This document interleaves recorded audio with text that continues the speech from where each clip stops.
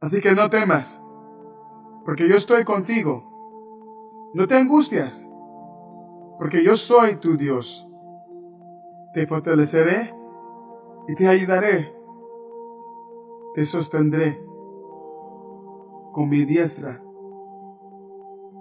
victoriosa.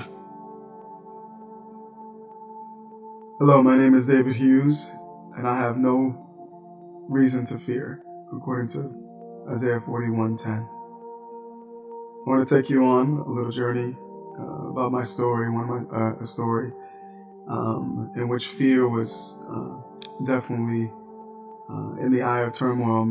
I would say my flesh was weak. I could say definitely that I was really fearful in the sense I thought I needed to fear. I actually ended up homeless.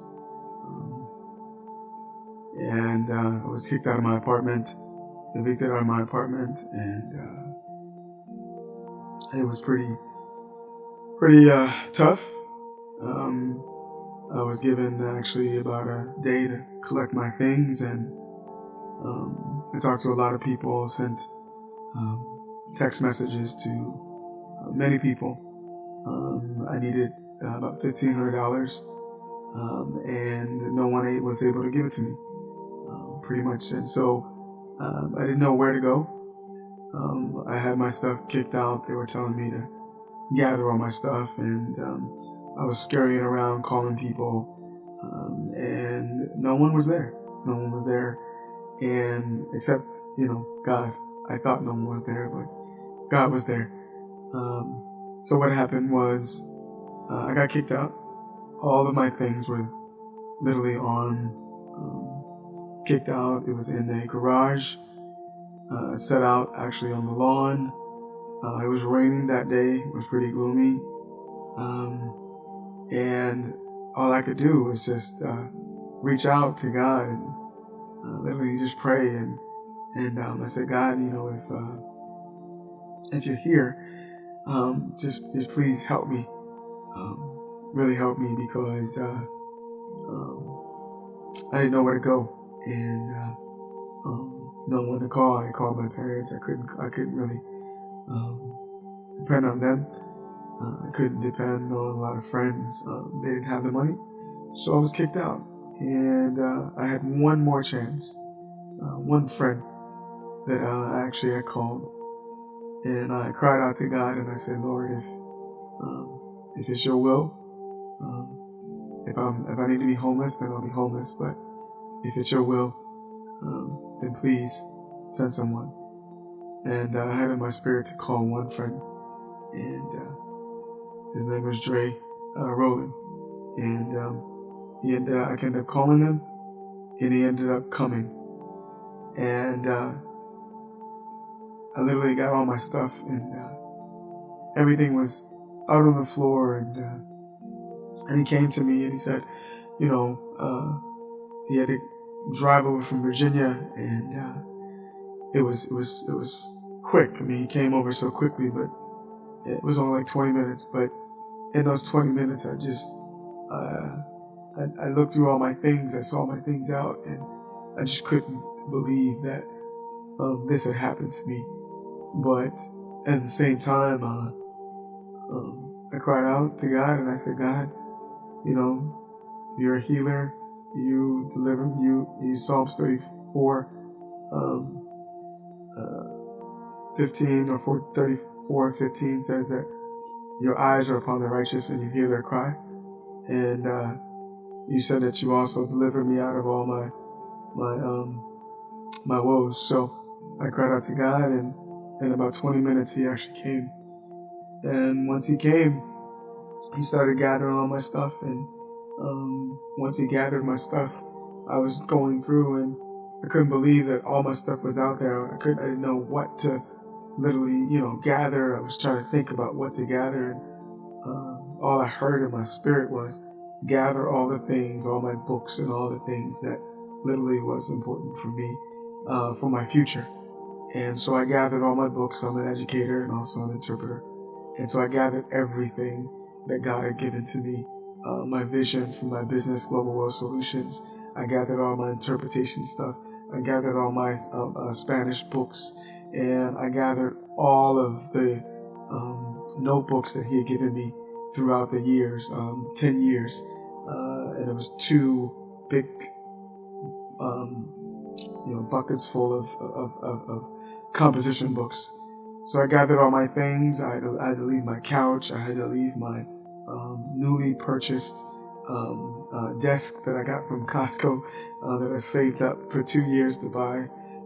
I had to let go of my chair that I loved, and also just other things that I thought was valuable. But the great thing about God is that when He is, sometimes we don't understand that He's doing a new thing, and so a lot of times you have to let go of the things that you feel that you need to hold on to. And so many times we want to hold on to things, but God is saying, in order for me to give you something new, you have to get rid of the old. And so in that moment, it was confirmed, literally by my friend Roland, Dre Roland, and he just came in like a flood, and he gathered my stuff. Rented a public storage for me, paid for it, and helped me move my stuff. And then I gathered all my stuff, and that was it. He took me in. His wife is actually one of my coworkers, and she knew me from last year.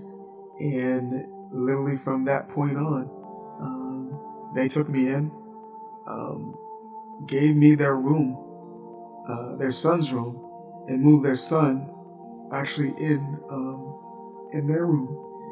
And I thought it was so awesome that they were able to they showed me so much love and showed me so much compassion in that moment. And it was awesome. It was just tremendous. And so I ended up living with them for the amount of, I think, maybe almost 3 months, 2.5 months. And from those 2.5 months, I knew what God had sent me there to do. He sent me to learn about being a father, learn about family life, and also to impart to him about really who Christ was.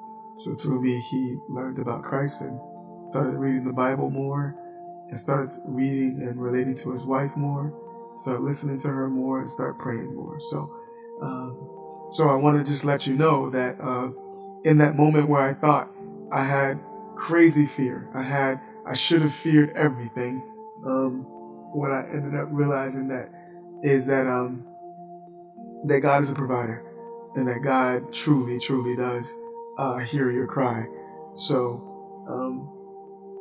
I personally, my name is David Hughes, and I know I have no reason to fear. This situation gave me that proof, and I know that there are a lot of things going on in the world today. There's riots. There's the Black Lives Matter movement. There are a lot of hostility between races and creeds and people around the world. But I just always think about Genesis 1:27, and it says that God created us in His image and His likeness. He created them, male and female. So that means that if you're a male or a female, God created us. And if you think about it, He created us in His likeness. And so if you're black, or if you're white, or if you're Latino, or if you're Indian, or if you're, Asian or whatever, we all are created in His image and likeness. And if we are created in His image and likeness, that means that there is a little Asian, right? That if you can think about it, right? God, there's a little black in God. There's black in God. There's Asian in God. There's white in God. There's Latino in God. There's all of those races there. And if you really think of the awesomeness and the greatness in God, is that God is an awesome God. God is a fun God. God is is not boring, because think about if all of us were made the same, we would be drones. But because he made us in fruitful colors and hues and different hues and different textures of hair and those type of things, we are made in his spirit. We are a spirit. We're a soul. We are a spirit. We possess a soul, and we live in a body. And so, therefore, if we are made in the image and the likeness of Christ, then we should celebrate each other. Think about all of the great things that African Americans bring to the culture. You talk about arts, music, mathematics, singing, all of those things. You think about the Southeast Asians. They bring their Bali music and their concoction of French and black. You look at Caucasians and people that were from the Caucasus Mountains, and you look at those are people from the Vikings and all of that. And if you look at Latinos is a fusion, right, of beautiful different hues and colors of different ethnicities. And if you really look in the Latino culture, you can find black, you can find white, you can find Indian, you can find all of that meshed together, right? Aborigines, you can find all of that culture in that one group. And so I just like to say, in closing, my name is David Hughes, and I really don't have anything to fear, because God is my witness. God, is here with us, and he says, don't fear. He's out in Isaiah 41:10. He says, I am your God. I am with you. Don't be dismayed, for he will give you strength. He will help you. He will sustain you with his righteous, victorious hand. So I would encourage you in this moment to trust God and just hold on to his righteous and victorious hand.